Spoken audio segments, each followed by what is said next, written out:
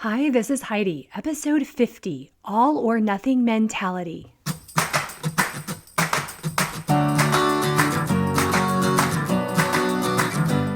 Life isn't a spectator sport. Success comes to those who show up every day with a pocket full of courage, grit, and a little sparkle.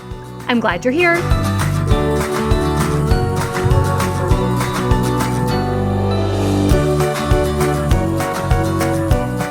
Well, hello. I am so glad you're here. Episode 50. I'm glad you are here each week. And if you're just joining, welcome. Thank you for your iTunes ratings and reviews. Please keep it up. Thank you to Lisa TAA who left a review.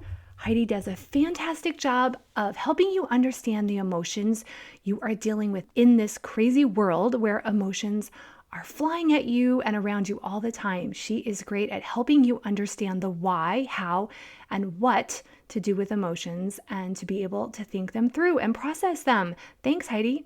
Well, thank you, Lisa.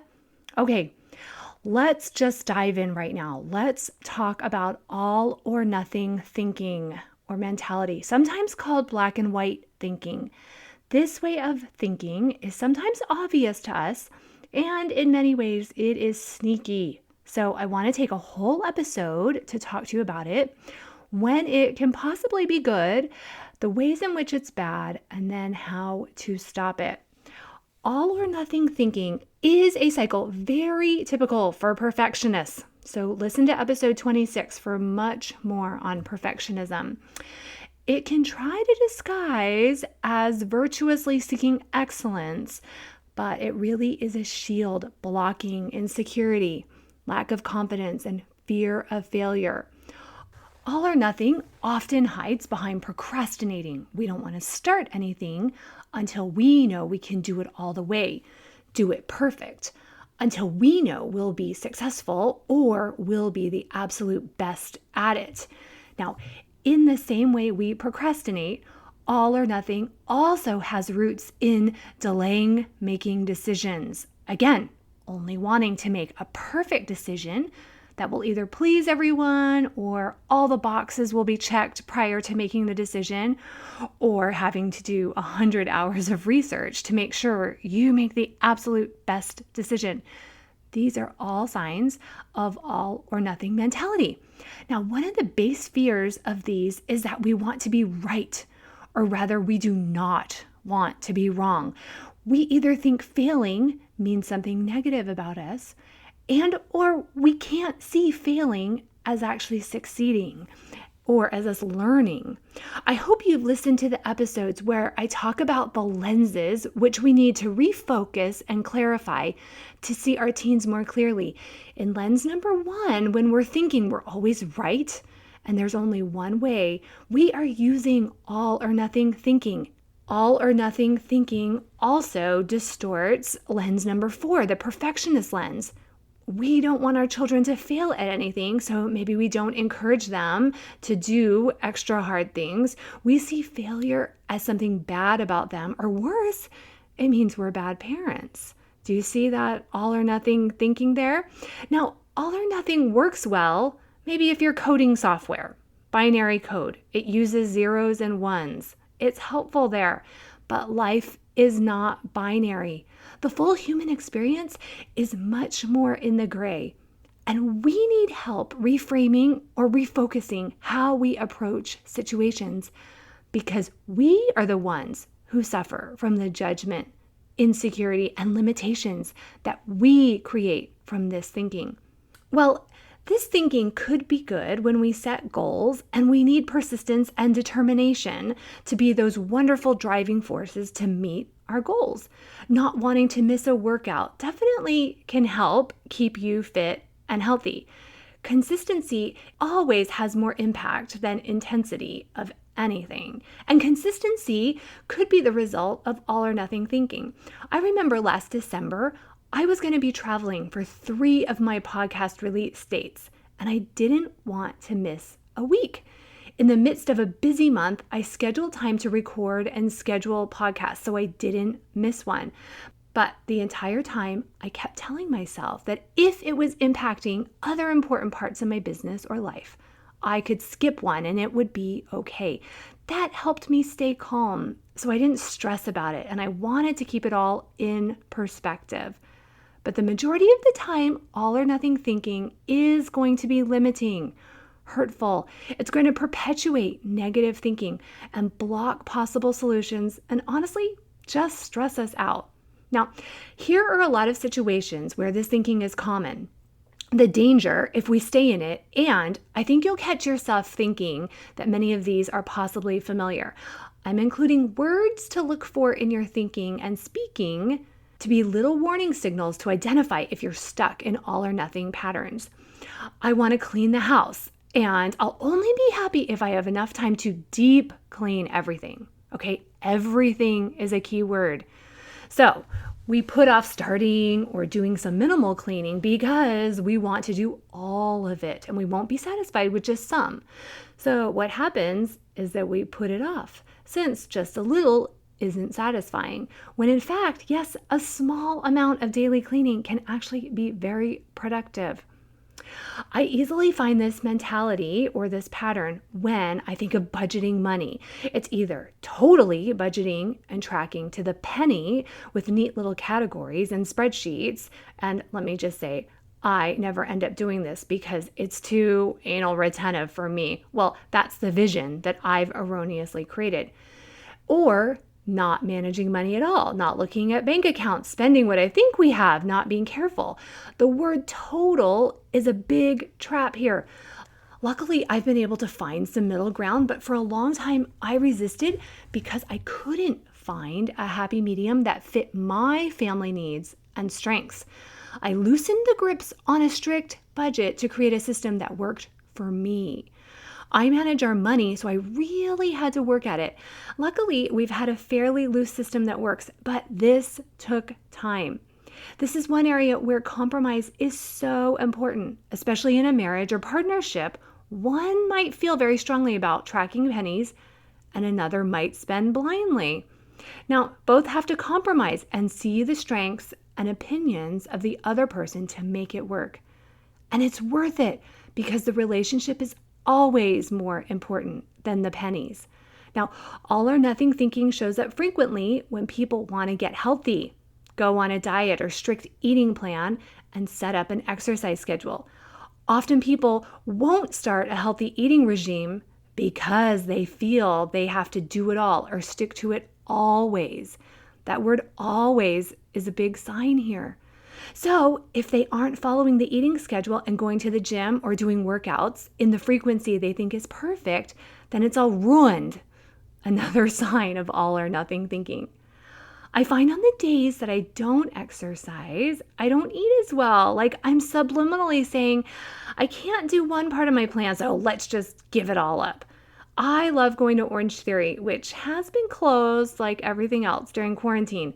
So I've been working out at home and with some friends on Zoom. I had to really switch my mindset. Before, my Orange Theory workouts, they were my all. It was what I loved. I've worked to really find a new compromise or a medium I like. I used to also not run if I didn't have time to do the miles or the minutes I thought was a great workout. I remember the first day that I realized, okay, I only have 15 or 20 minutes. Just do that amount of time. That's better than nothing. And then I could send signals to my brain and body that I could continue making healthy choices, since I knew that was something that was very important to my brain to then continue that day in a very healthy pattern. Now, the real danger with this thinking in the area of health, which I know most of us can relate to, is the small choices and changes really do add up in the long run. And when we give up, thinking we've ruined our plan or so forth, we end up hurting ourselves, our body, our health. We tell ourselves, of course we couldn't do it again. We never can keep the commitments to ourselves. It is never going to work. Hear that word never in our thoughts right here? Of course, never isn't even true. But our thinking then makes our brain focus on something very unrealistic and untrue. We only find evidence for the negative and we look to reinforce the never and the ruined in our minds. The word never also shows up in these scenarios.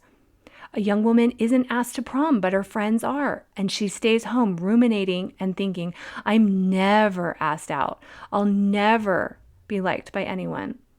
A man is laid off from his job and comes home thinking and saying, I'll never get another job like that one. Things never work out for me.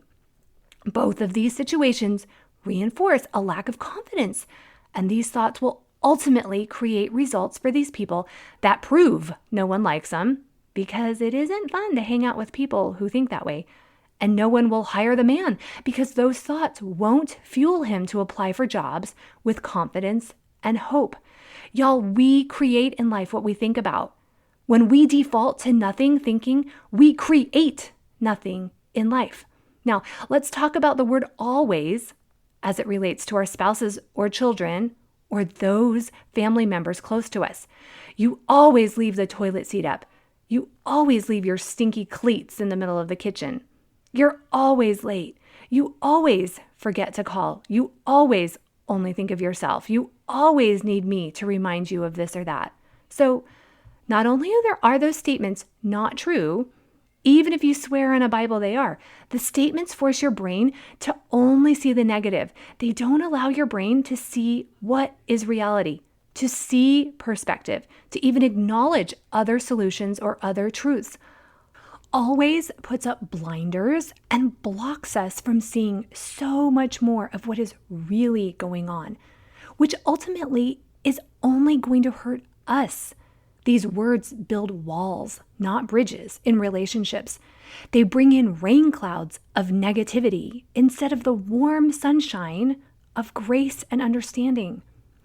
I had friends years ago who only wanted to go to Disney, doing it the very high-end way.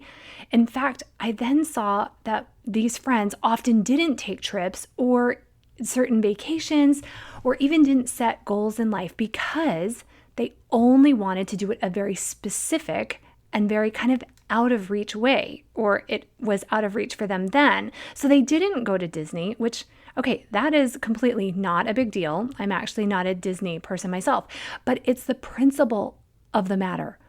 The all or nothing thinking holds us back from experiencing life. If we can't do it all this certain high-end level, why do it at all? We risk then not creating family memories, experiencing life, being willing to find the positive and good in the average, and realizing maybe life is better in some ways being in the middle.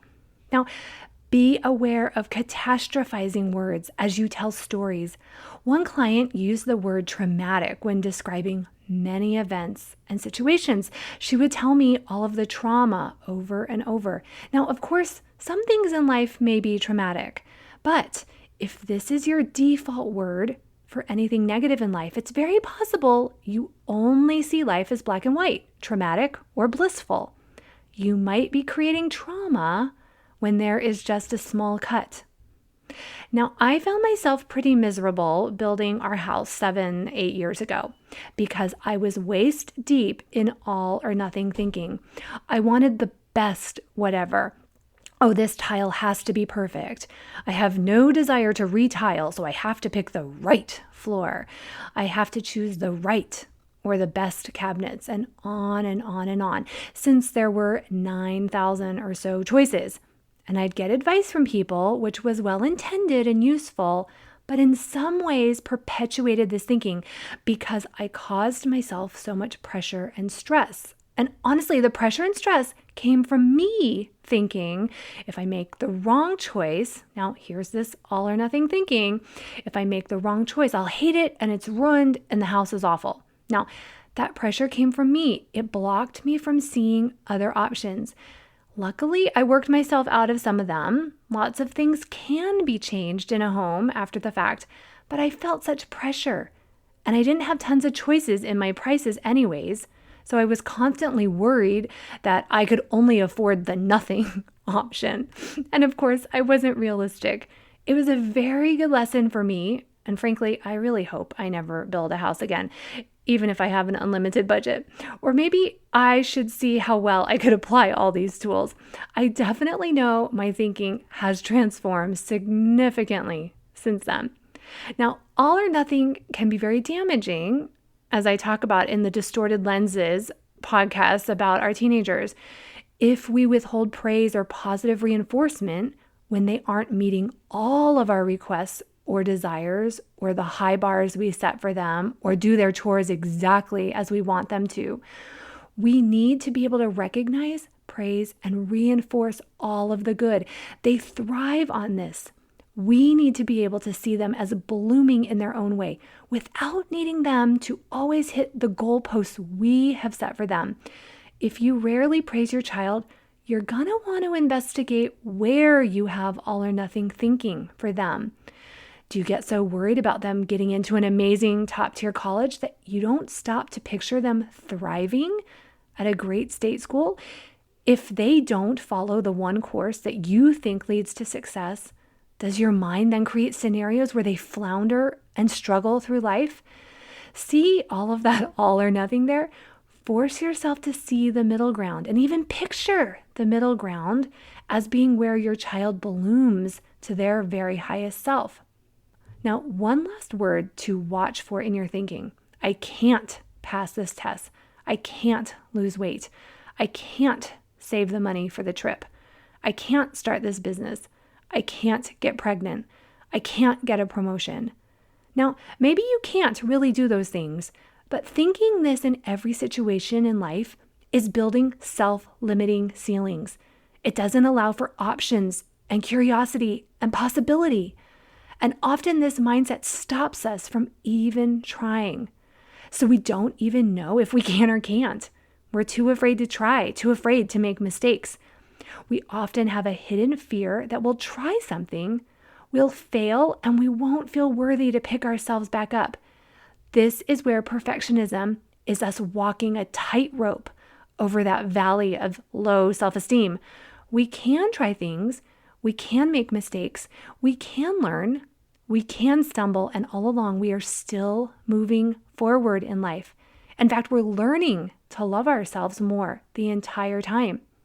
When you catch yourself in these cycles, please do not judge yourself. Do not beat yourself up. If you ever use this work that I'm teaching you against yourself, you're doing it wrong, my friends.